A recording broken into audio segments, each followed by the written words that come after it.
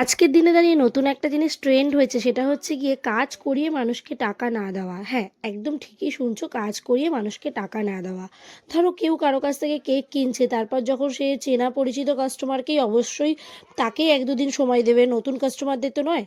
তো যখন তাকে সময় দেওয়া হচ্ছে 2 দিন পরে দেওয়ার, তখন সেই জিনিসটা ভুলে যাচ্ছে, সে বারবার করে চাইতে হচ্ছে। সেরমভাবে মেকআপ আর্টিস্টদের ক্ষেত্রেও এটা হচ্ছে, নেল এক্সটেনশন আর্টিস্ট যারা আছে তাদের ক্ষেত্রে হচ্ছে, যারা ফ্লাওয়ার ডেকোরেশন করে যেমন আমার হাজব্যান্ড, তার ক্ষেত্রেও এমন হচ্ছে যে কাজ হয়ে যাচ্ছে, সুন্দর কাজ করে দিচ্ছে, ফিনিশিং দিয়ে দিচ্ছে, দেখে পছন্দ হচ্ছে, কিন্তু যখন টাকাটা দেওয়ার কথা আসছে তখন তাদের কাছে একদম এই মুহূর্তে টাকা নেই। তো আমার প্রশ্ন একটাই, যারা এরকম করে থাকেন তাদের একটাই আমার, তাদের প্রতি আমার অ্যাডভাইস বলতে পারেন, যে যখন আপনাদের কাছে সেরম বাজেট থাকেই না তখন আপনারা সেটা এফোর্ড করবেন না। আপনাদের বাজেট অনুসারে আপনারা সেই কাজটা করান। আপনার যদি বাজেট হয় 300 টাকা, তাহলে আপনি 300 টাকার মধ্যেই কেক নিন। কি দরকার 700 টাকা কেক নিয়ে তার কাছে 400 টাকা বাকি রাখা? হতে পারে 400 টাকাটা আপনার কাছে কিছু নাই হতে পারে, কিন্তু যে বানিয়ে দিচ্ছে তার কাছে কিন্তু ওই 400 টাকাটা ওর অনেকটা বেশি।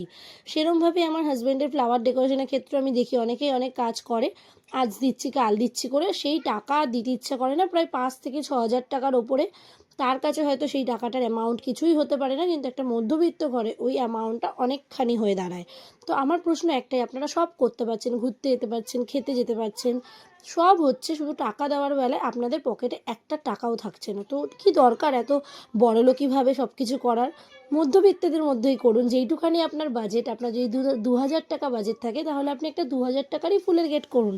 কি দরকার 10,000 টাকার ফুলের গেট করার, যখন আপনি মানুষকে টাকা দিতে গিয়ে সেই টাকা দিতে পারছেন না, নিজে ছোট হচ্ছেন, তার থেকে ভালো না যে আমি সেইরকম কাজ করবই না। তো যাই হোক, তোমাদের সাথে অনেকখানি বকবক করে ফেললাম। বকবক করার কারণ একটাই, যে এরকম 1-2টো মানুষের জন্য কিন্তু অনেক মানুষ খারাপ হয়ে যায়। মানে আমরা কিন্তু সবার থেকে অ্যাডভান্স নিতে পারি না, কারণ সবাই কিন্তু নতুন কাস্টমার হয় না, অনেক পুরনো কাস্টমারও হয়।